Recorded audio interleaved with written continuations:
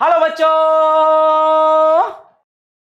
1 ग्राम तोला 5,000 रुपए का है। 1 ग्राम 5,000 का, सोचो तो क्या उसके मिलीग्राम से आप हजारों रुपए आधे छोड़ दोगे क्या? आप नहीं छोड़ोगे। आप कहोगे भैया मुझे मिलीग्राम को भी तोल के दो। जब उस मशीन पे कोई भी सामान नहीं रखा उसने, कोई भी मिठाई नहीं रखी उसने, तो भी उसके ऊपर एक रीडिंग आ रही, लेट से 5 ग्राम की रीडिंग आ रही। तो जब भी कोई ऑब्जेक्ट आप उसके ऊपर रखोगे तो वो हमेशा 5 ग्राम एक्स्ट्रा ही देगा ना। सो हमेशा एरर एक ही डायरेक्शन में आ रहा। It's a systematic. अगर मैं इस पेन की लेंथ को मेजर कर रहा और इसकी मेजरमेंट में मैंने 1 सेंटीमीटर का एरर कर दिया तो it is going to be a huge error. और अगर मैं एक हाईवे के लेंथ को मेजर कर रहा और उसकी लेंथ में मैंने 1 सेंटीमीटर का एरर कर दिया तो बहुत एक्यूरेट रीडिंग कहलाएगी वो। तो ये डिपेंड करता है कि आप इसको मेजर कर रहे हैं। Hello and welcome back students. बच्चों, हम लोग पढ़ रहे थे units and measurement scope. Lecture number 1 इसका हम कर चुके हैं। आज इसके सेकंड लेक्चर में आप लोगों का बहुत बहुत स्वागत है। बच्चों, इस चैप्टर के अंदर हमने यूनिट्स के बारे में पढ़ लिया था, डायमेंशंस के बारे में पढ़ लिया था, डायमेंशनल एनालिसिस के बारे में चीजें देख ली थी। आज हम लोग मेजरमेंट और एरर्स की बातें करने वाले हैं। बेटा, कोई भी मेजरमेंट बिना एरर के पूरी नहीं होती। मतलब कोई भी मेजरमेंट 100% एक्यूरेट नहीं होती। हर मेजरमेंट में कुछ ना कुछ एरर जरूर होता है। हर मेजरमेंट में कुछ ना कुछ एरर जरूर होता है बेटा, ठीक है ना। अब एरर क्यों होता है? जैसे अगर मैं आपसे पूछूं कि भाई व्हाट इज योर मास, आपका मास कितना है, तो कोई बोलेगा सर मेरा मास है 40 किलोग्राम, बहुत पतला सा है बच्चा। कोई बोलेगा सर मेरा मास है 60 किलोग्राम। तो वो 60 किलोग्राम बोल रहा है तो क्या वो एग्जैक्टली 60 किलोग्राम है, या फिर 60 किलोग्राम में कुछ मिलीग्राम्स और भी एडेड हैं? ठीक है, क्या वो 60 किलोग्राम और कुछ मिलीग्राम्स या यू कैन से और भी छोटा जाए माइक्रोग्राम्स या नैनोग्राम्स जुड़े हुए हैं उसके साथ? लेकिन जिस ऑब्जेक्ट, जिस मशीन से, जिस वेइंग मशीन से आप उसको मेजर कर रहे हो उसकी एक लिमिट है। वो आपको किलोग्राम्स में या केवल और केवल मिलीग्राम्स में बता पा रही है, वो माइक्रोग्राम्स या नैनोग्राम्स नहीं बता रही। ठीक है बेटा, तो जिस भी मेजरमेंट की आप बात करोगे, हर मेजरमेंट कोई ना कोई इंस्ट्रूमेंट से लिया जाएगा। तो हर एक उस इंस्ट्रूमेंट का बेटा एक लिमिट होगा जहां तक वो मेजर कर सकता है। ठीक है, तो इसलिए कोई भी मेजरमेंट 100% एक्यूरेट नहीं होती। ठीक है, तो अब वो आप पे डिपेंड करता है कि आप कितना ज्यादा प्रिसीजन चाह रहे हो मेजरमेंट के अंदर, कितनी एक्यूरेसी चाह रहे हो मेजरमेंट के अंदर। डिपेंडिंग अपॉन द नीड आप अपनी मेजरमेंट को चुनते हो, मेजरमेंट करने के लिए अपने इंस्ट्रूमेंट को चुनते हो। जैसे कि बेटा मैंने आपको पहले भी लास्ट लेक्चर में भी एग्जांपल दिया था, फिर से एग्जांपल रिपीट करता हूं मैं, कि अगर आप हलवाई की दुकान पे जाते हो तो हलवाई जिस वेइंग मशीन से मेजर कर रहा होता है वो ग्राम्स में आपको अपना रीडिंग दिखा रहा होता है। तो अगर आप जलेबी खरीद रहे हो तो आपको 1 या 2 ग्राम जलेबी से कोई फर्क पड़ेगा नहीं। 1 आधा ग्राम इधर उधर हो गया कोई फर्क पड़ेगा नहीं। उसमें जो मिलीग्राम है उससे आपको फर्क पड़ता नहीं है। ना आपको फर्क पड़ता, ना दुकानदार को फर्क पड़ता। तो आप कहोगे ठीक है भैया, अगर आपको 250 ग्राम चाहिए, वो 250 ग्राम दिखा रहा है, आपको आने दो भैया, आने दो, कोई दिक्कत नहीं। अब हो सकता है कि वो 250 ग्राम पूरा ना हो, वो 249 ग्राम और कुछ मिलीग्राम से हो और मशीन ने 250 पर दिखा दिया हो, क्योंकि मशीन या तो 249 दिखा रही या फिर 250 दिखा रही। मशीन उससे ज्यादा या कम नहीं दिखा पा रही, इसलिए आपको नहीं पता कि जब वो 250 दिखा रही तो वो एग्जैक्टली 250 हो चुका है या फिर 249 और कुछ मिलीग्राम्स में ही उसने 250 को शो कर दिया है। या फिर नुकसान जो है वो दुकानदार का भी हो सकता है कि वो 250 प्लस समथिंग हो, लेकिन मशीन अभी 250 ही दिखा रही हो, वो मिलीग्राम वो नोटिस ना कर पा रही हो। तो कहने का मतलब यह है कि जलेबी खरीदने जाओगे तो आपको फर्क नहीं पड़ेगा, आप उस ग्राम में मेजर करने वाली वेइंग मशीन से मेजर कर लोगे। लेकिन अगर आप सोना खरीदने जाओगे तो आप अपने मिलीग्राम्स को ऐसे ही व्यर्थ नहीं जाने दोगे, आप तो मिलीग्राम तक का हिस्सा मांगोगे। अरे भैया पूरा मिलीग्राम में तोल के दे। अरे भैया 1 ग्राम की भी बहुत बड़ी कीमत है, 5,000 रुपए का 1 ग्राम चल रहा है। 1 तोला सोना 50,000 का चल रहा है, 1 ग्राम तोला 5,000 रुपए का है। 1 ग्राम 5,000 का, सोचो तो क्या उसके मिलीग्राम से आप हजारों रुपए ऐसे छोड़ दोगे क्या? आप नहीं छोड़ोगे। आप कहोगे भैया मुझे मिलीग्राम को भी तोल के दो, मिलीग्राम ही हजारों में आ जाएगा, मिलीग्राम ही बेटा हजारों में आ जाएगा। तो आप उसको छोड़ना ना, आप छोड़ना चाहोगे ना दुकानदार छोड़ना चाहेगा, ध्यान रखना। आप मिलीग्राम तक उसको तोलकर मेजर कर कर लोगे और दुकानदार भी उसको मेजर करके आपको देगा। आ रहेगा समझ में?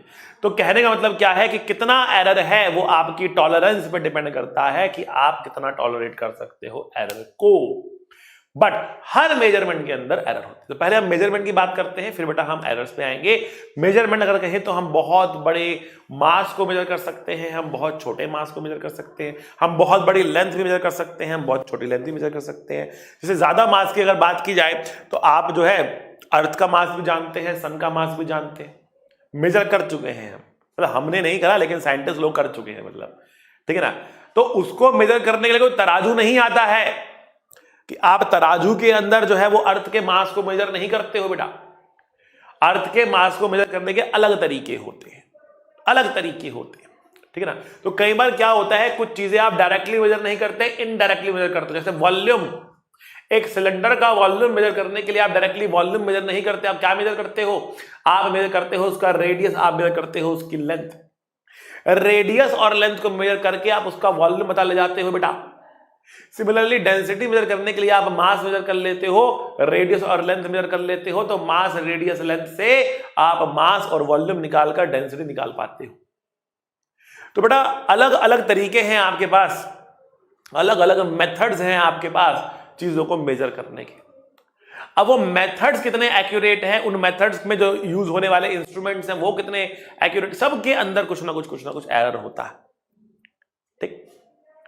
तो वैसे ही हम बहुत भारी को बहुत हल्के को मेजर कर सकते हैं, हम बहुत बड़े और बहुत छोटे को मेजर कर सकते हैं। एनसीईआरटी ने हमें 2 मेथड दिए हैं, एक बहुत लंबी लेंथ को मेजर करने का मेथड दिया, उसको बोलते हैं पैरेलैक्स मेथड, और एक बहुत छोटे डिस्टेंस को मेजर करने के लिए उसने एक ओलिक एसिड का डायामीटर मेजर करके बताया कि कितना होगा, ठीक। तो वो दोनों मेथड में आपके साथ बड़ा क्विकली जो है वो डिस्कस करता हूं, ठीक है। So let us start with the parallax method. तो पैरेलैक्स बेसिकली होता क्या है? देखो पैरेलैक्स ये होता है कि हमारे जैसे 2 आंखें दोनों एक जगह पर लोकेटेड नहीं है, उनके बीच में एक गैप है, उनके बीच में एक गैप है, ठीक है ना। तो अगर आप सामने किसी भी ऑब्जेक्ट को रखते हो, इस आंख से देखते हो या इस आंख से देखते हो, क्या होता है? वो शिफ्टेड नजर आता है, ठीक है ना। इसी कॉन्सेप्ट के ऊपर बेस ये कुछ ना कुछ मेथड है। हमें आंखें नहीं झपकानी है, लेकिन हमें 2 अलग अलग लोकेशन में जाकर एक ऑब्जेक्ट को देखने वाले हैं और उससे हम एक एंगल पैदा करने वाले हैं और उस एंगल से हम चीजें निकालने वाले हैं, ठीक है ना। इसके अंदर पैरेलैक्स मेथड के अंदर एक प्रॉपर्टी लगने वाली है सर्कल की। सर्कल की प्रॉपर्टी क्या होती है? तो सर्कल की प्रॉपर्टी होती है कि अगर आपके पास ये एक एंगल थीटा है, ये रेडियस आर है, तो बेटा जो ये आर्क लेंथ है ना, ये होती है आर थीटा। लेकिन आप कहोगे सर ये आर्क लेंथ है, अगर मैं यहां पर एक कॉर्ड बनाता हूं ऐसे, तो कॉर्ड थोड़ी सी छोटी होगी आर थीटा से। तो अगर मैं इस पॉइंट को ए और इस पॉइंट को बी कह रहा, तो मैं कह रहा कि A B chord is smaller than A B arc, है ना। लेकिन if theta is very small, अगर थीटा को हम बहुत छोटा कर दें, थीटा को हम बहुत ही छोटा कर दें, तो क्या होगा देखिए, तो आर्क और कॉर्ड लगभग एक जैसी हो जाएगी, ठीक है ना। Then A B chord is nearly equals to A B arc, nearly equals to A B arc, ठीक है। तो एक प्रॉपर्टी आपको ये इस्तेमाल करनी होगी, बाकी प्रॉपर्टी आपको पता ही है। लेंथ, जो इनके बीच का डिस्टेंस है, जो लेंथ है एल, वो कितना है बेटा? वो आर थीटा के बराबर होता है, आर थीटा। यहां पर theta has to be in बेटा रेडियंस में होना चाहिए, रेडियंस में होना चाहिए। अब एंगल का बता दूं मैं आपको खेल क्या होता है बेटा। एक होता है डिग्री, तो 1 डिग्री की हम बात करते हैं, इसकी फर्दर डिविजन करते हैं, तो हम एंगल बहुत छोटा लेने वाले हैं। हमारी कहानी में आपको हिंट मिल चुका है, एंगल बहुत छोटा लेने वाले हैं। तो अगर हम 1 डिग्री को तोड़ें, तो 1 डिग्री में होते हैं बेटा 60 मिनट, तो ये है डिग्री बेटा, ये क्या है? ये है मिनट। और बेटा 1 मिनट में होते हैं 60 सेकंड्स, 60 सेकेंड्स बोलते हैं इसको।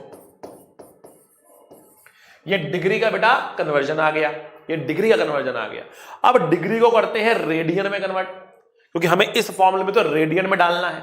तो बेटा हमें पता है कि जो हमारे पास 180 डिग्री होता है ना, ये होता है पाई रेडियंस। 180 डिग्री होता है बेटा pi radians. 180 degree is pi radians. आई बात समझ में? अच्छा जी, अगर 180 डिग्री पाई रेडियंस हमारे पास है तो बेटा 1 डिग्री किसके बराबर होगा? पाई बाय 180 रेडियन के बराबर होगा। पाई बाय 180 रेडियन के बराबर होगा। आई बात समझ में आपको? तो आपको हो सकता है क्वेश्चन के अंदर एंगल डिग्री में दिया जाए, हो सकता है आपको सेकंड्स में दिया जाए, हो सकता है आपको मिनट्स में दिया जाए। ठीक है, तो you have to convert it, आपको उसके हिसाब से कन्वर्ट करना पड़ेगा। ठीक है ना? अगर आपको मिनट से सेकंड में आना है तो 60 से मल्टीप्लाई करोगे, सेकंड से मिनट में आना है तो 60 से डिवाइड करोगे, मिनट से डिग्री में आना है फिर 60 से डिवाइड करोगे, और अगर आपको डिग्री से रेडियन में आना है तो पाई बाय 180 से मल्टीप्लाई करोगे। ठीक है, तो यहां से आपको मिलेगा एंगल किसमें? रेडियन में। इसको बेटा पुट कर सकते हो आप और सॉल्व कर सकते हो उसके। बट सर मेथड क्या है ये तो बताइए। अब आते हैं मेथड पे। ये तो उसको बेटा बिहाइंड मेथड के पीछे की जो आपके पास ट्रिग्नोमेट्री या मैथमेटिक्स है वो समझाया मैंने आपको। ठीक, अब बात करते हैं कि भैया हमारे पास जो मेथड है वो क्या है।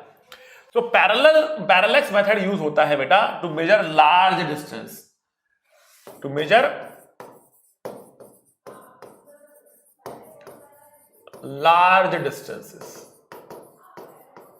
बहुत बड़े डिस्टेंस को मेजर करने के लिए इसका इस्तेमाल होता है। आइए देखते हैं। तो हम कह रहे हैं कि देखो हमारे पास अगर यहां पर एक स्टार है और हम यहां पर खड़े हैं, इस तरीके से खड़े हैं, अर्थ है, ये 2 पॉइंट हमने अर्थ के ले लिए और इस दूर कहीं स्टार को देखना चाह रहे हैं। हम जानना चाह रहे हैं इसकी दूरी कितनी है। तो हमने क्या कहा? हमने कहा कि लेट अस से हम अर्थ पे कोई 2 पॉइंट ले लेते हैं। अर्थ पे हम 2 पॉइंट ले लेते हैं। एक पॉइंट हमने ये चुन लिया, एक पॉइंट हमने ये चुन लिया।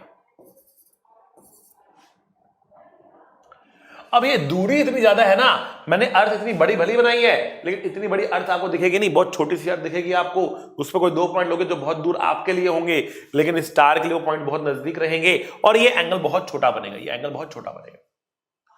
हम ये डिस्टेंस डी निकालना चाह रहे हैं। हम कह रहे हैं कि ये एंगल थीटा है, मान लिया हमने निकाला, और हमने कहा कि देखो ये एंगल को हम कह रहे हैं, इस डिस्टेंस हम कह रहे हैं बी, इसको कहते हैं हम बेसिस। क्या बोलते हैं उसको? बेसिस बोलते हैं।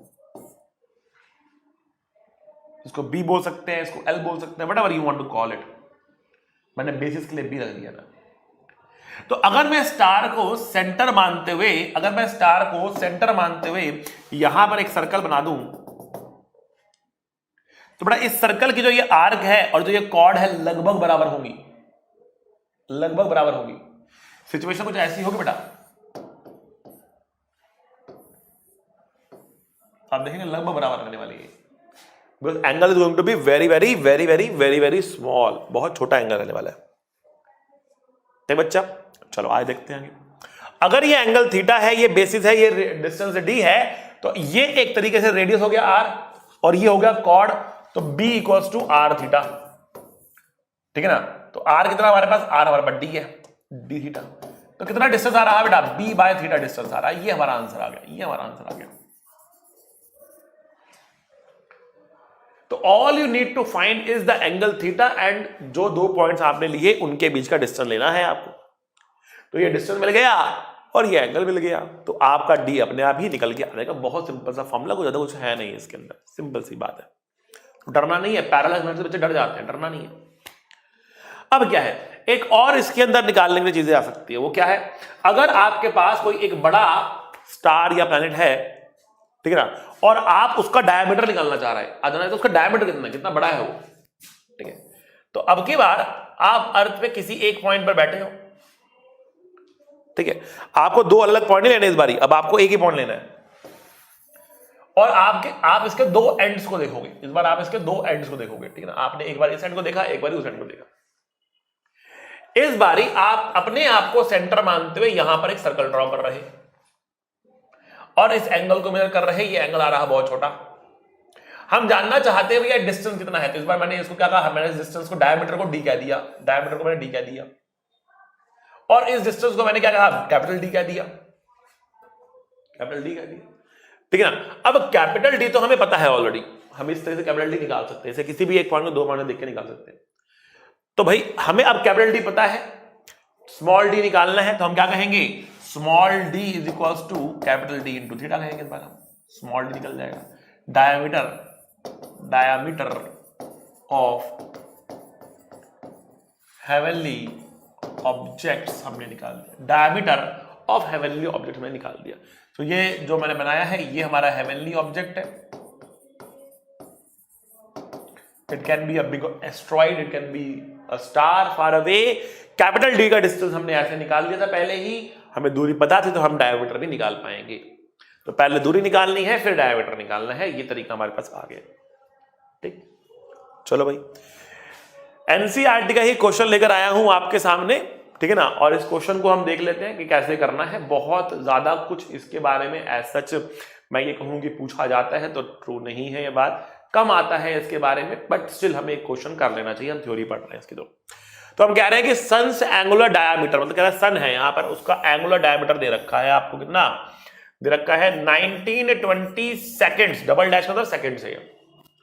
तो आइए सबसे पहले उसको ना हम कन्वर्ट करते हैं। अब एंगुलर डायमीटर का मतलब क्या हुआ, एंगुलर डायमीटर का मतलब हुआ कि यहां पर जो भी देख रहा है ना उसके लिए एंगल जो है ना वो है ये थीटा, जो एंगल है ये है 1920 सेकेंड्स। ठीक, लेट्स कन्वर्ट इट। तो हम कह रहे हैं कि 1920 सेकेंड्स को if we convert into minutes तो ये 1920 डिवाइड बाय 60 मिनट बनेगा। ठीक है, फिर if we convert it into degrees तो एक बारी और इसको 60 से डिवाइड करेंगे तो डिग्री बनेगा। फिर इसको हम मल्टीप्लाई करेंगे रेडियन में कन्वर्ट करने के लिए, किससे, पाई बाय 180 से, पाई बाय 180 से मल्टीप्लाई कर देंगे। आ रही बात समझ में आपको। तो बेटा ये हमारे पास अल्टीमेटली रेडियंस के अंदर आंसर आ गया, रेडियंस में हमारे पास बेटा ये एंगल आ गया, हमको थीटा मिल गया। So one of the thing about this question is to conversion of angle into radians, वो आपको आना चाहिए। इसके आगे कहानी तो बहुत ही सिंपल है, ठीक है ना। तो कह रहा थीटा मैंने आपको दे दिया, सन से अर्थ का डिस्टेंस जो है कैपिटल डी जो है 1.496 10 टू द पावर 11 मैंने आपको दे दिया, आपको ये डिस्टेंस स्मॉल डी निकालना है।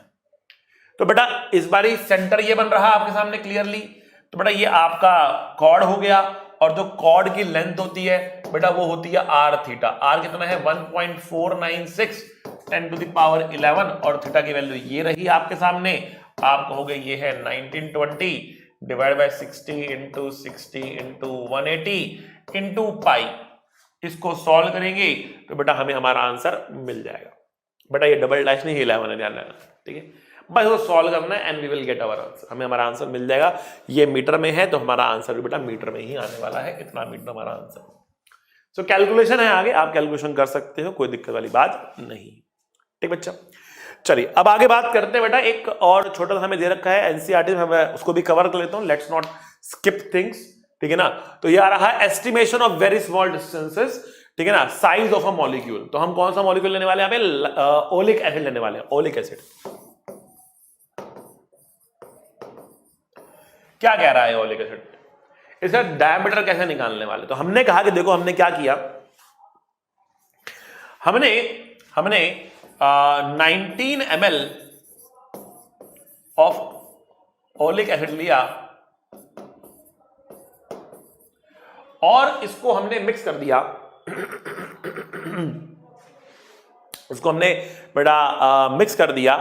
इनफैक्ट हमने 1 ml लिया, sorry 1 ml of oleic acid लिया और इसको मिक्स कर दिया हमने 19 ml ऑफ एल्कोहल के अंदर। 19 ml ऑफ एल्कोहल में हमने मिक्स कर दिया इसको, ठीक है। तो हम एल्कोहल में इसको इसलिए मिक्स कर रहे हैं उसमें इजीली वो जो है वो मिक्स हो जाता है, ठीक है ना। तो हमने क्या किया, यहाँ पर 1 ml ऑफ ओलिक एसिड लिया और उसको 19 ml ऑफ एल्कोहल में हमने मिक्स करके एक मिक्सचर बना लिया। तो हमें 20 ml सॉल्यूशन मिल गया, 20 ml सॉल्यूशन मिल गया, ठीक है ना। जो सॉल्यूशन हमारे पास है, इस सॉल्यूशन के अंदर केवल 1 ml ओलिक एसिड है, केवल 1 ml ओलिक एसिड है। तो बहुत ही डाइल्यूटेड है ये, इसको हमें और डाइल्यूट करना है, इसको हमें और डाइल्यूट करना है। तो हमने क्या किया, हमने फिर 1 ml ऑफ सॉल्यूशन लिया, जो सॉल्यूशन हमने बनाया ना इसका 1 ml लिया, और इसके 1 ml में हमने क्या किया, इसके 1 ml में हमने वापस से 19 ml ऑफ अल्कोहल मिक्स कर दिया, 19 ml अल्कोहल वापस से मिक्स कर दिया। तो क्या बना हमारे पास, 20 ml सॉल्यूशन वापस से बन गया। ठीक है, अब इस 20 ml सॉल्यूशन के अंदर कितना ओलिक एसिड है, कितना ओलिक एसिड है बताओ। ठीक है, तो आप ध्यान से देखना बेटा, जो हमारे पास ये सॉल्यूशन था इसके अंदर 1 ml था, मतलब 20 ml में 1 ml, 20 ml में 1 ml, तो 1 ml सॉल्यूशन में कितना ओलिक होगा, 1/20, 1/20। हम क्या रहे, इसकी बात कर रहे हैं। पहले हमने कहा देखो 20 ml solution, 20 ml solution contains 1 ml oleic acid, 1 ml oleic acid का कंटेन कर रहा है। ठीक, तो 1 ml solution contains 1/20 ml of oleic acid. आई बात समझने, यूनिटरी मेथड सिंपल कि 20 ml में 1 ml है, तो 1 ml में 1/20 ml है। तो जब हमने 1 ml सॉल्यूशन लिया, जब हमने 1 ml सॉल्यूशन लिया मतलब 1/20 ml ओलिक एसिड लिया, उसमें 19 ml घोल दिया, मतलब अब जो 20 ml बना उस 1/20 ml में 1/20 ml ओलिक एसिड खाली, केवल इतना ही ओलिक एसिड है। तो this contains 1/20 ml of oleic acid. ठीक, तो भैया इसका 1 ml में कितना ओलिक एसिड होगा, तो अब हम बोल सकते हैं कि 20 ml of solution contains 1/20 ml of oleic acid, that means 1 ml of solution contains 1/400 ml of oleic acid. So we have diluted it, हमने इसको बहुत ज्यादा डाइल्यूट कर दिया। ठीक है ना, अब कुछ बच्चे सोच रहे होंगे सर अगर इतना डाइल्यूट करना था तो बड़ा सिंपल सा काम था, आप 399 ml अल्कोहल लेते और उसमें 1 ml डाल लेते। सिंपल सी बात है ना भाई, 400 ml में 1 ml ओलिक एसिड है, मतलब 399 ml क्या है, अल्कोहल है। तो भैया कितना अल्कोहल खराब होता आपका, कितना अल्कोहल खराब होता, 399 ml खराब होता। अब कितना ml आपने यूज किया, अब आपने केवल 38 ml का इस्तेमाल किया। तो 38 ml अल्कोहल इस्तेमाल करके आपने इस डाइल्यूशन को प्राप्त कर लिया। और कितने डाइल्यूशन है ये डाइल्यूशन है बेटा 1 ml में 1/400 ml oleic acid. So that is the dilution that you get. तो बहुत डाइल्यूटेड सा आपने ये सॉल्यूशन बनाया। अब डाइल्यूटेड सॉल्यूशन बना क्यों रहे हैं, why we are making diluted solution here, ये मैं आपको बताऊंगा आगे अभी। बट हमने एक बहुत ही डाइल्यूटेड सॉल्यूशन को तैयार कर लिया है, इतनी बात हमको समझ में आ गई। ठीक है, अब हम क्या करने वाले हैं, ध्यान से देखना। हमने यहां पर एक कंटेनर लिया, ऐसा कंटेनर, ठीक है।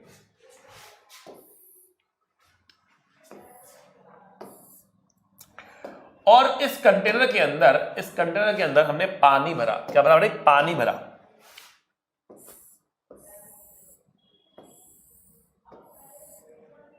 ठीक है, तो बड़ा इसमें क्या भरा हुआ, पानी भरा हुआ ऐसे।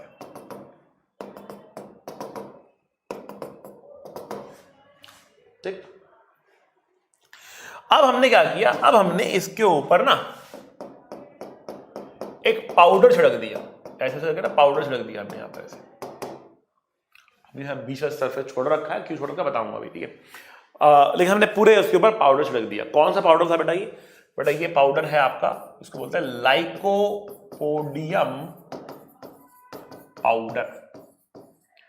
पाउडर यहां पे कर क्या रहा है, पाउडर छिड़का क्यों, बिकॉज पानी ट्रांसपेरेंट है बेटा, और जो आपका अल्कोहल और वो बन रहा है ओलिक एसिड का सॉल्यूशन, वो भी आपका ट्रांसपेरेंट ही सॉल्यूशन है। तो वो भी ट्रांसपेरेंट है, ये भी ट्रांसपेरेंट दिखेगा कैसे, तो हमने सरफेस से क्या किया, हमने लाइकोपोडियम पाउडर को रख दिया। अच्छा, अब ये व्हाइट एक चादर उसके ऊपर बन चुकी है पूरी। तो इसके सरफेस पे आपको पूरी व्हाइट चद्दर दिख रही है, ठीक है। अब हमने क्या किया, हमने एक ड्रॉपर लिया और उस ड्रॉपर से ड्रॉप बाय ड्रॉप इसके ऊपर कुछ बूंदे ड्रॉप करने वाले हैं, ठीक है। तो हम कह रहे कि इस ड्रॉपर से हमने n drops of VmL each, her drop का हमने मान लिया कि जो वॉल्यूम है वो VmL है, तो we dropped n drops of VmL each on the surface. अब जो ये सॉल्यूशन हमने इसके ऊपर ड्रॉप कर रहे हैं, कौन सॉल्यूशन जो हमने बनाया था यहां पर, ये सॉल्यूशन बी से फाइनल सॉल्यूशन था हमारा, इसको हमने एक ड्रॉपर में भरा और ड्रॉपर में भर के हम यहां पे ड्रॉप कर रहे हैं। जब हम इसको ड्रॉप कर रहे हैं तो क्या होगा, इस ड्रॉपर से जो सॉल्यूशन निकला उसमें कुछ ऑयलिक एसिड होगा और बहुत कुछ एल्कोहल होगा। Now listen carefully, alcohol is soluble in water लेकिन oleic acid doesn't dissolve in water. तो जैसे ही इसके ऊपर ऑयलिक एसिड और अल्कोहल का सॉल्यूशन गिरा, अल्कोहल तो पानी में घुल गया लेकिन ऑयलिक एसिड ऊपर अपनी एक परत बना रहा। ऑयलिक एसिड कम डेंस होता है पानी से, तो वो ऊपर अपनी एक परत बना रहा। वो परत कैसे बनेगी बेटा, वो एक सर्कुलर परत बनेगी इसकी एक, ठीक है। क्योंकि चारों डायरेक्शन में फैलेगा, ऑयलिक एसिड चारों डायरेक्शन में फैलेगा, ठीक है ना। और जब वो यहां पर फैलेगा ना, तो यहां पर एक ट्रांसपेरेंट सा सर्कल बन जाएगा और उसके चारों तरफ इस तरीके से ये पाउडर होगा, ऐसे पाउडर होगा। ये तो पाउडर आ गया यहां पर, ये सारा पाउडर है,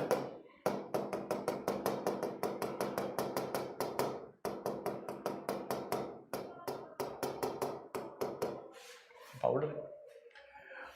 और यहां पर आपको एक सर्कल दिख रहा है, यहां पर आपको एक ट्रांसपेरेंट सर्कल दिख रहा। ये ट्रांसपेरेंट सर्कल किसका है बेटा, ये ऑयलिक एसिड है।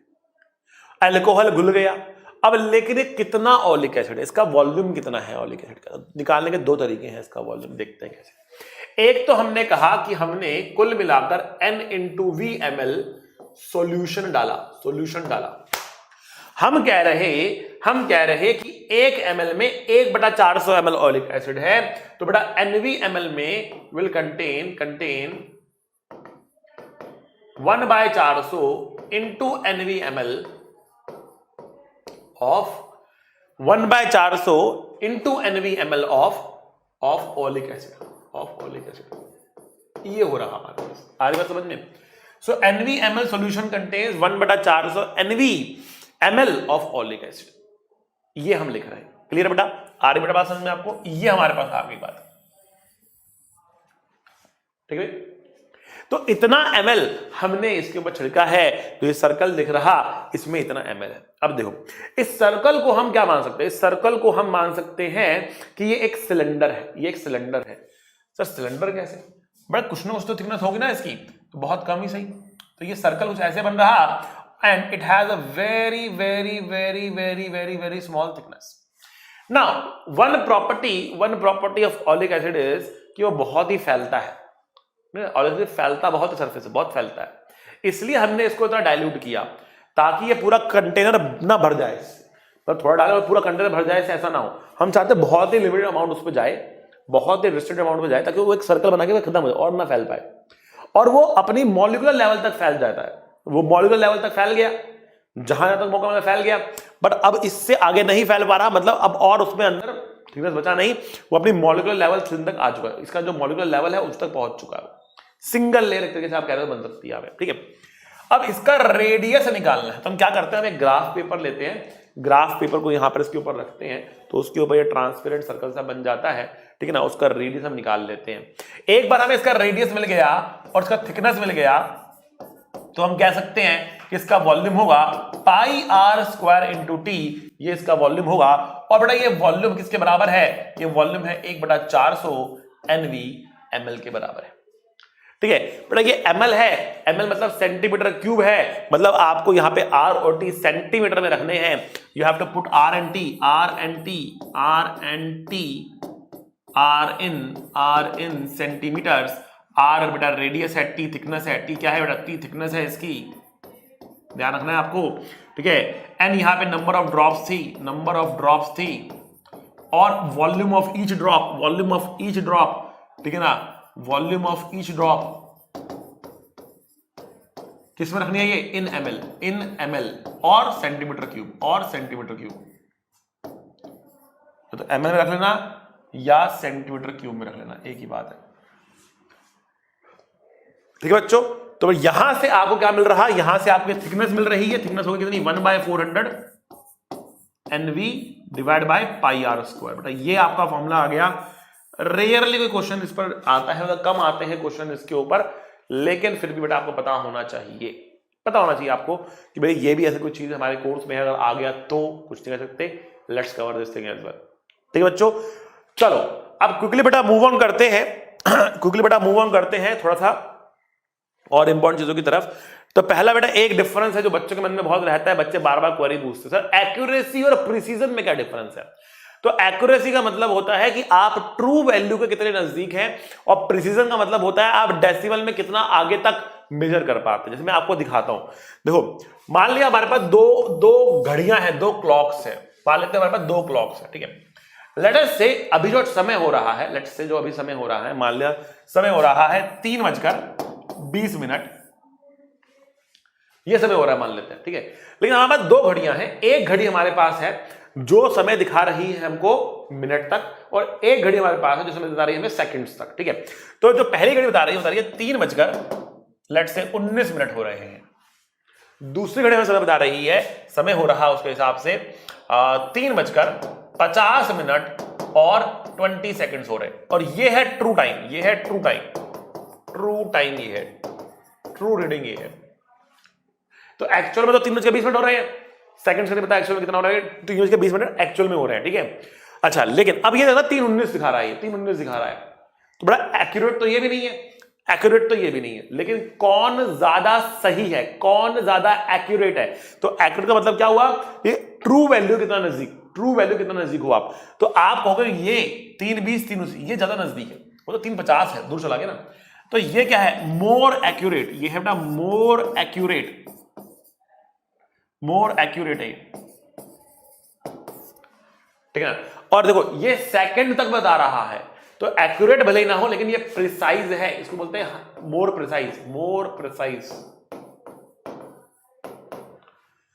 सो more accurate, more precise.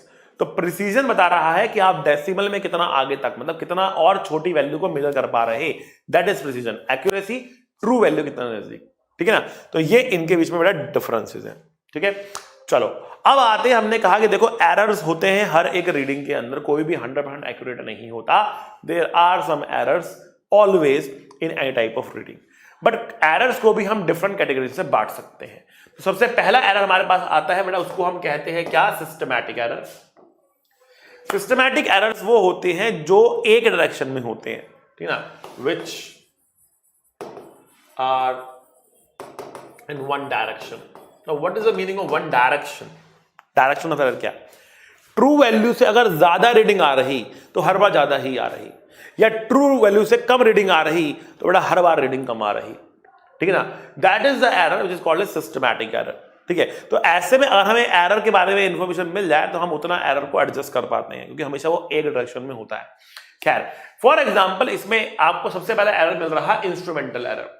Instrumental error क्या मतलब है इसका? जैसे अगर आप जैसे मान लो आप अगेन हलवाई की दुकान पे जाते हो, उसके पास जो मशीन रखी हुई है, ठीक है, अब आपको कुछ बार बार आप हलवाई की दुकान पे जाते हो, है ठीक है।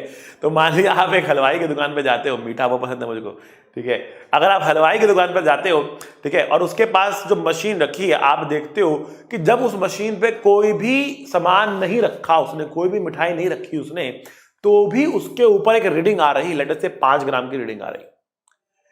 जब 0 रीडिंग उसको देनी चाहिए थी तो वो 5 ग्राम की रीडिंग दे रहा, मतलब एक्स्ट्रा रीडिंग दे रहा है। तो जब भी कोई ऑब्जेक्ट आप उसके ऊपर रखोगे तो वो हमेशा 5 ग्राम एक्स्ट्रा ही देगा ना।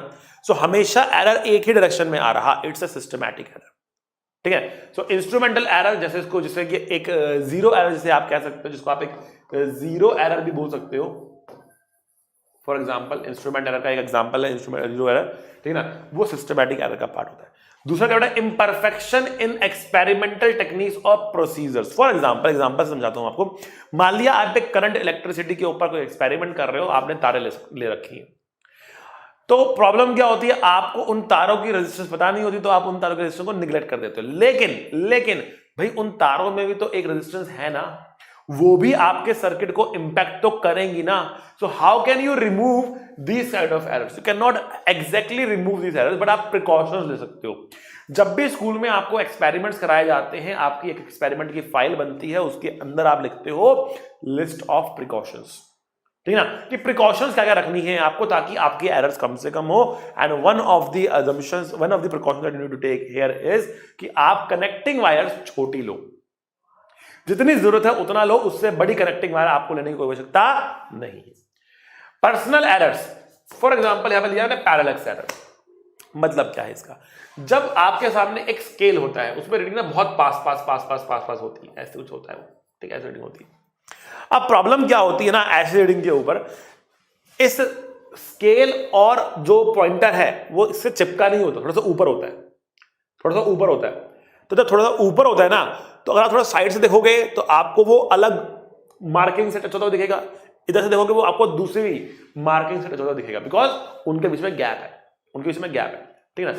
तो अब वो आपके ऊपर है कि आप कैसे देखते हो, ठीक है ना। एंड नॉर्मली क्या होता है ना, आपके देखने का, आपकी गर्दन हमेशा नॉर्मल एक एंगल पर सेंटर्ड रहती है, ठीक है ना। अब ऐसे नहीं, कभी आप ऐसे, कभी फिर आप ऐसे, कभी आप ऐसे देखते हो। नॉर्मली आप नॉर्मली एक ही पोजीशन पर आकर देखते हो, वो आपका स्टाइल है देखने का, ठीक है। तो बेटा वो है बेटा पैरेलक्स एरर, जो कि पर्सनल एरर की वजह से जनरेट हो रहा है। आप अगर ढंग से उसको नहीं देख रहे हो तो उसके वजह से जनरेट हो रहा है। हाँ, अगर आप बिल्कुल उसके ऊपर, उसकी सीध में आकर देखोगे तो आपको ट्रू रीडिंग मिल जाएगी। तो उस तरीके से आप पर्सनल एरर्स को प्रिकॉशनर अगेन लेकर अवॉइड कर सकते हो, प्रिकॉशन लेकर अब अवॉइड कर सकते हो। आगे रैंडम एरर, जिन पे हमारा कंट्रोल नहीं है, ऐसे एरर जिन पे हमारा कंट्रोल नहीं है बेटा, वो बाई डायरेक्शनल हो सकते हैं, बाई डायरेक्शनल हो सकते हैं बेटा। ये रैंडम एरर्स क्या हो सकता है? बाई डायरेक्शनल हो सकते हैं, ये आगे की पीछे हो सकते हैं, ये ठीक है ना। इनको बोलते हैं बेटा रैंडम, मतलब जिसमें हमारा कोई कंट्रोल नहीं है। वो आएंगे, बार बार आएंगे, क्यों आ रहे हैं, कई बार रीजन पता होगा, रीजन नहीं पता होगा, कंट्रोल नहीं होगा, रीजन पता भी होता है कंट्रोल नहीं कर सकते। फॉर एग्जाम्पल समझाते हैं, मान लिया एक सिंपल पेंडुलम का टाइम पीरियड मेजर कर रहे हैं, सिंपल पेंडुलम का आप टाइम पीरियड मेजर कर रहे हो, ठीक है। आपके हाथ में एक स्टॉप वॉच है, तो जैसे ही पेंडुलम अपना चक्कर लगाकर वापस आ रहा है, आपको इसको स्टॉप वॉच को स्टॉप करके टाइम नोट करना है। लेकिन कई बार क्या होगा ना, एंजाइटी के अंदर या जल्दबाजी के अंदर आप थोड़ा सा पहले बटन दबा दोगे, और कई बार आप एकदम लास्ट रीडिंग लेने के लिए ना थोड़ा सा देर से बटन दबाओगे, तो उसमें कुछ मिली सेकंड्स का फर्क पड़ेगा। तो कभी आप जल्दी दबा रहे होगे, कभी आप स्लाइटली देर से दबा रहे होगे, हर बारी एग्जैक्टली सेम पॉइंट पर आप बटन नहीं दबा पाओगे, ठीक है। तो रैंडम एरर कभी पॉजिटिव साइड पे आएगा, कभी नेगेटिव साइड पे आएगा, दोनों चलने वाला है। तो इसके लिए क्या करते हैं अभी बताने वाला हूं आपको। इसके लिए हम मल्टीपल रीडिंग्स लेकर एवरेज लेते हैं, अभी इसकी बात करते हैं। लास्ट हमारे पास है लीस्ट काउंट एरर। तो लीस्ट काउंट एरर का मतलब क्या है बेटा? हर एक इंस्ट्रूमेंट के मेजर करने की एक लिमिट होती है। जैसे अगर आपके पास आपका स्केल भी है,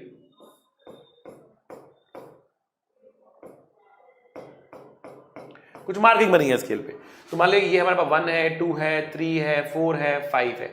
अब जो आपने ऑब्जेक्ट रखा ना, वो यहां तक आ गया, वो यहां तक आ गया, मतलब 3 और 4 के बीच में आ रहा, 3 और 4 के बीच में आ रहा है। इसका मतलब क्या हुआ कि भैया 3 से रीडिंग बड़ी है, 4 से कम है, लेकिन मार्किंग नहीं है मेजर करने के लिए हमारे पास। So it has a limit, उसको बोलते हैं लीस्ट काउंट। लीस्ट काउंट का मतलब क्या होता है? लीस्ट काउंट का मतलब होता है minimum reading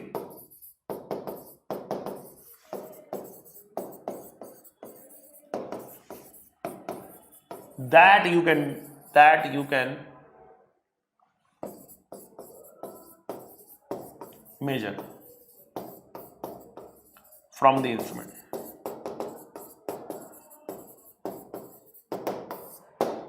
Minimum reading that you can measure from the instrument is called the least count. अब लीस्ट काउंट के एरर को कम करने के लिए क्या कर सकते हो?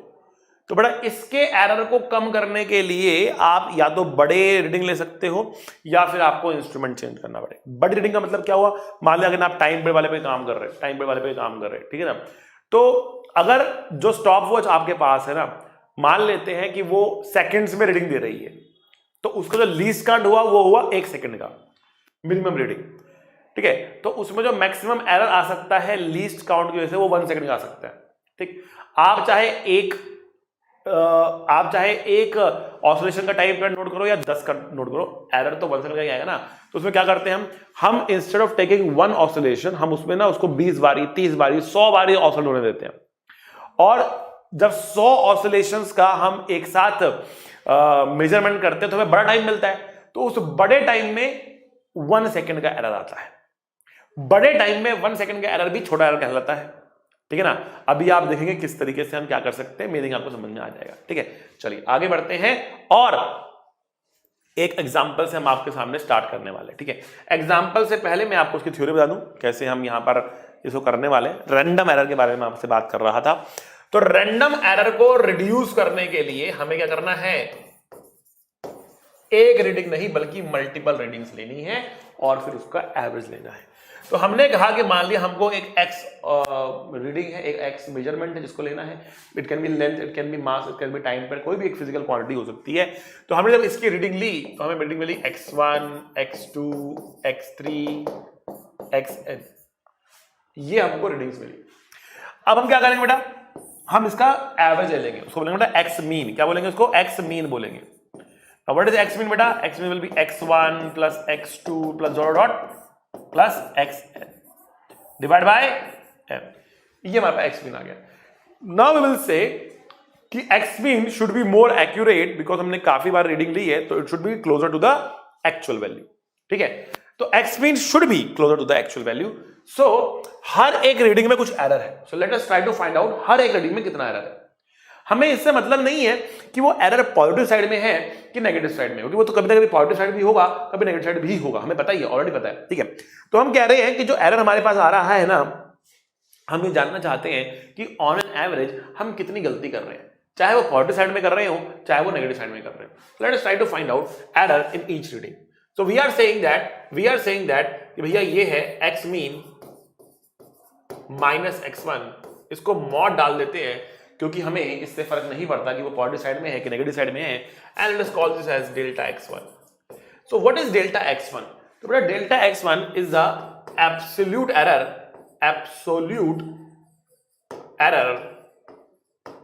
इन फर्स्ट रीडिंग। पहली रीडिंग के अंदर जो एब्सोल्यूट एरर है ना, वो आपके पास डेल्टा x1 है, ठीक है। Similarly you will find delta x2। And what is delta x2 beta? Delta x2 will be x mean minus x2. Delta x3 is x mean minus x3 and so on. Delta xn is x mean minus xn। समझ गए? ये हमारे पास आ रहा अलग अलग का deltas, ठीक है। अब अगर हम यहाँ पे क्या लेते हैं, एवरेज ले लेते हैं। यहाँ पे हम एवरेज ले लेते हैं, ठीक है। अब जब हम एवरेज लेंगे तो हम लिखेंगे delta x mean. Delta x mean क्या है, डेल्टा एक्स मीन क्या है, what does delta x mean means? So delta x mean is delta x1 mod delta x2 mod plus dot dot dot plus delta xn mod divide by n। मतलब क्या हुआ इसका, हम ये कह रहे, हमने जो कहा हर एक रीडिंग में जो एरर आ रहा था ना, हर एक रीडिंग में जो एरर आ रहा था हमने उसका भी एवरेज ले लिया, ठीक है। तो हमने कहा कि ऑन एन एवरेज हम इतना गलती कर रहे। अब क्योंकि मॉड लिया है तो एक एरर दूसरे एरर को कैंसिल करने वाला नहीं है, मुझे एक्चुअल में उनका एवरेज मिलेगा कि ऑन एन एवरेज हम कितना गलती कर रहे, ठीक है। तो हमने कहा कि भाई ये वैल्यू आ रही है और ऑन एन एवरेज हमारी गलती इतनी हो रही है। जो ट्रू वैल्यू है एक्स की, it should be the mean value, it should be the mean value plus minus delta x mean. Now what is delta x mean? We call delta x mean as the mean absolute error. We call this as mean absolute error, ठीक है ना। So x equals to x mean plus minus delta x mean, that is the mean absolute error। मतलब reading तो ये है लेकिन इसमें इतनी गलती होने की संभावना है। डेल्टा x mean गलती होने की संभावना है, पॉजिटिव साइड भी हो सकती है, नेगेटिव साइड भी हो सकती है। तो true value should lie between somewhere there, ठीक है। मतलब x should be greater than equal to x mean minus delta x mean and should be less than equals to x mean plus delta x mean। ये हमको मिल रहा, ये हमको मिल रहा, ठीक है, ये वैल्यू हमको मिल रही है। क्लियर बच्चा, समझ गए? बहुत सही। अच्छा, हमने मीन एब्सोल्यूट एरर तो निकाल दिया कि हम ऑन एन एवरेज कितनी गलती कर रहे हैं, लेकिन एरर का असली मापक मीन एब्सोल्यूट एरर नहीं होता। जैसे कि मैं कहूं कि मैंने जो गलती करी, मैंने जो एरर किया वो 1 सेंटीमीटर का एरर किया, बताओ ये एरर बहुत बड़ा है कि बहुत छोटा है? बताओ ये एरर बहुत बड़ा है कि बहुत ही छोटा एरर है? तो बेटा ये बताना बहुत ही मुश्किल हो जाएगा, ये बताना बेटा बहुत ही मुश्किल हो जाएगा कि एरर बहुत बड़ा है कि बहुत छोटा है। डिपेंड करता है कि आप किसको मेजर कर रहे हैं। जैसे अगर मैं इस पेन की लेंथ को मेजर कर रहा और इसकी मेजरमेंट में मैंने 1 सेंटीमीटर का एरर कर दिया तो it is going to be a huge error. और अगर मैं एक हाईवे की लेंथ को मेजर कर रहा और उसकी लेंथ में मैंने 1 सेंटीमीटर का एरर कर दिया तो बहुत एक्यूरेट रीडिंग कहलाएगी वो। तो ये डिपेंड करता है कि आप किसको मेजर कर रहे हैं। तो आपकी रीडिंग के सामने आपका एरर देखा जाएगा। रीडिंग बहुत बड़ी है तो एरर उसके हिसाब से छोटा कहलाएगा, ठीक है। तो इसलिए हम डिफाइन करते हैं 2 और टाइप के एरर। एक को बोलते हैं रिलेटिव एरर या फ्रैक्शनल एरर बोल सकते हैं उसको, और दूसरा होता है परसेंटेज एरर।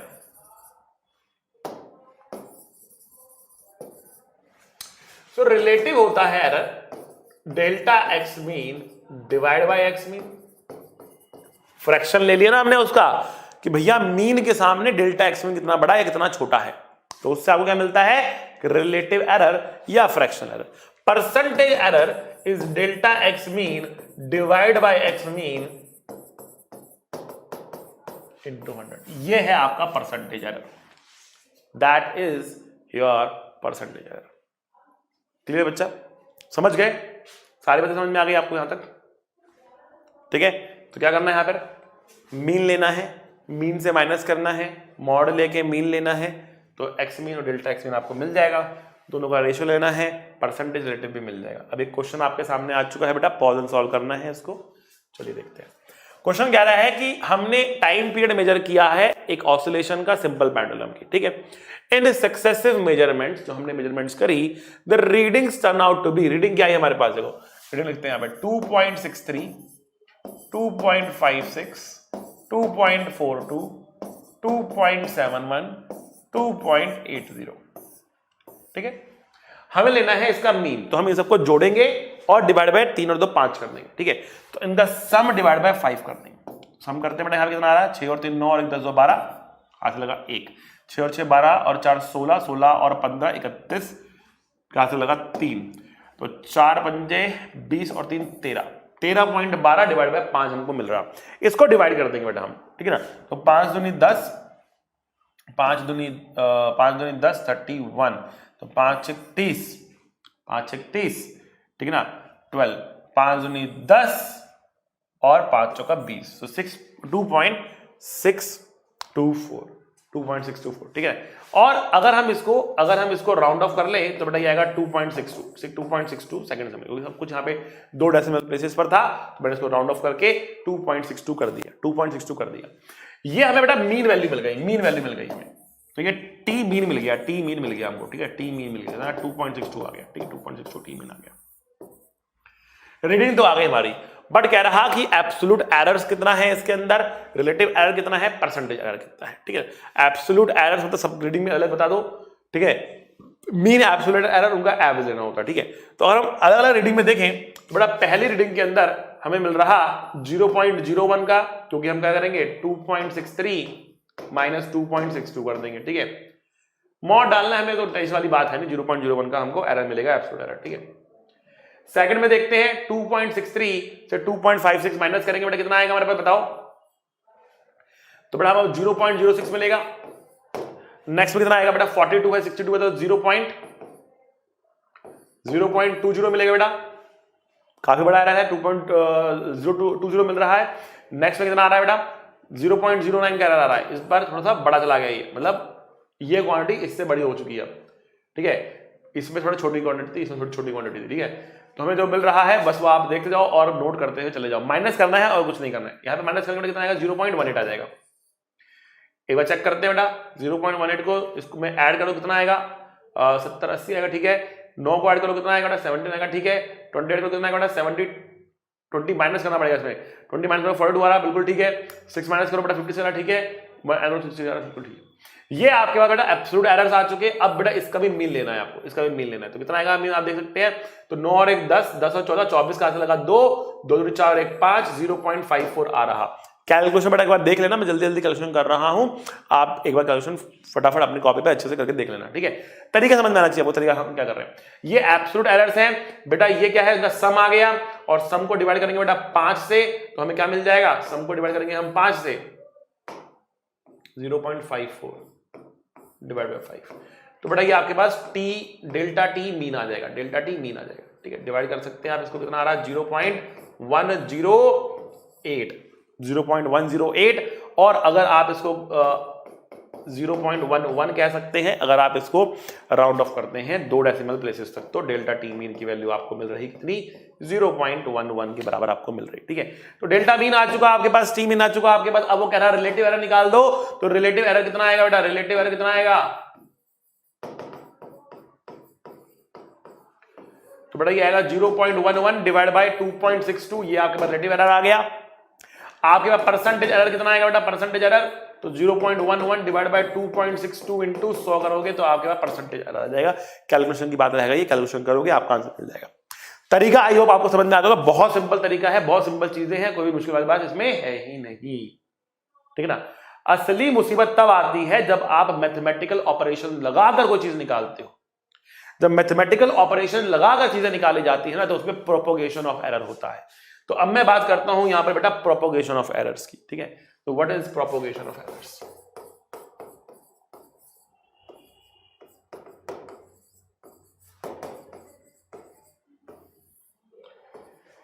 इसके अंदर बेटा मैथमेटिकल ऑपरेशंस की वजह से एरर्स कैरी ऑन हो रहे हैं। अब कौन कौन से मैथमेटिकल ऑपरेशंस आपको मिल सकते हैं उनकी बात करते हैं। तो हम कह रहे हैं कि मान लिया हमारे पास एक क्वांटिटी x है जिसकी वैल्यू है x plus minus delta x, ठीक है। एक वैल्यू y है जिसकी वैल्यू है y plus minus delta y, ठीक है। और हम कह रहे हैं सबसे पहला हमने ऑपरेशन लगाया इस पर x, हमने कहा कि z, let's say z is equal to x plus y, sum करा हमने, तो क्या लिख पाएंगे हम, जब हम सम करेंगे इसको तो ये आएगा x plus y plus minus delta x plus delta y. Simple आप लिख देंगे इसको, सिंपल। इनको आपस में जोड़ देंगे, इनको आपस में जोड़ देंगे, ये आपका एरर जुड़ गया, ये आपकी वैल्यू जुड़ गई। तो ये हो गया आपके लिए z, ये हो गया बेटा आपके लिए z, और ये हो गया आपके लिए डेल्टा z, ये हो गया डेल्टा z, ये डेल्टा z बनेगा आपका और ये z बनेगा आपका। The value of z is here, that is delta z। समझ गए। अगर यहां पर आपको निकालना हो परसेंटेज z, तो क्या निकालोगे आप कहोगे it is delta z upon में z इंटू 100। मतलब क्या हुआ, delta x plus delta y upon में x प्लस वाई इंटू 100, ये आप लिखोगे परसेंटेज z। ये बेटा परसेंटेज z आ गया। कोई आप सोचो डेल्टा z कितना है बता दो, तो डेल्टा z लिख दिया already, delta x plus delta y है, ये हमारे पास डेल्टा z आ गया। सो हम कह रहे हैं कि एब्सोल्यूट एरर्स जुड़ेंगे यहां पर to give the net absolute error. Percentage error इस तरीके से निकल सकता है, एब्सोल्यूट एरर आपस में जुड़ जाएंगे। ये था सबमिशन के लिए, ये था आपका फर्स्ट केस, सबमिशन के लिए था फर्स्ट केस आपके सामने आ चुका। अब सब्ट्रैक्शन की बात करते हैं बेटा। सब्ट्रैक्शन में भी बिल्कुल आइडेंटिकल ऐसा ही होता है, सिंपली आपको सब्ट्रैक्ट करना होता है। तो आप कह रहे हैं जड़ क्या है, जड़ है x माइनस वाई, ठीक। तो आप यहां पर इनको सब्ट्रैक्ट करेंगे x माइनस वाई, लेकिन अब यहां पे प्लस माइनस है, ठीक है। तो ऐसे में आपको माइनस नहीं करना है, आपको इनको करना ऐड ही है। मतलब वैल्यूज तो सब्ट्रैक्ट हो रही, एरर सब्ट्रैक्ट नहीं हो रहे। क्या मतलब है, हमें पता ही नहीं कि एरर पॉजिटिव है या नेगेटिव है, और सब्ट्रैक्ट जब करेंगे तो एरर को माइनस भी कर देंगे हम, ठीक है ना, क्योंकि हमें पता नहीं कि एरर किस डायरेक्शन में है, ठीक है। फॉर एग्जाम्पल मान लिया x के अंदर एरर पॉजिटिव हुआ और y के अंदर एरर नेगेटिव हुआ, और y के अंदर एरर नेगेटिव हुआ। जब आप इनको सब्ट्रैक्ट करोगे तो क्या हो जाएगा, आप ध्यान से देखना, ऐड हो गए ना ये। So this is also one of the possibility ना कि ऐड हो जाए, ये भी तो एक पॉसिबिलिटी है ना, ठीक है। तो ऐसे में हम इसको मैक्सिमम पॉसिबल एरर जो आ सकता है ना उसकी बात करते हैं। तो माइनस करने पर भी जो मैक्सिमम पॉसिबल एरर आने की गुंजाइश है बेटा वो कितनी है, delta x plus delta y आने की है। तो ये ध्यान रखना, करना तो माइनस ही है वैल्यूज में, लेकिन एरर तब भी ऐड करने हैं, एरर कभी भी माइनस नहीं होंगे, एरर तब भी ऐड हो जाएंगे, ठीक है। तो ये आपका z आ गया। तो बेटा डेल्टा z की वैल्यू कितनी लिखोगे, delta z is still delta x plus delta y, और परसेंटेज क्या लिखोगे बेटा, आप लिखोगे delta x plus delta y divide by x minus y into 100। ये आ गया आपके पास। आई होप ये क्लियर हो गया अब आपको, ठीक। Plus minus was very simple, आप देख सकते हो दोनों केसेस में क्या हो रहा, एब्सोल्यूट एरर्स जुड़ रहे। लेकिन मल्टीप्लिकेशन डिवीजन में क्या होता है, आइए उसकी चर्चा करते हैं। तो हम कह रहे हैं कि अगर z की वैल्यू है x इंटू वाई, z की वैल्यू है x इंटू वाई, तो यहां पे आपको करना क्या है, मैं आपको मेथड भी बता रहा हूं और फिर उसके बाद आप लोगों को आंसर भी याद करना है। तो पहले मेथड की बात करते हैं।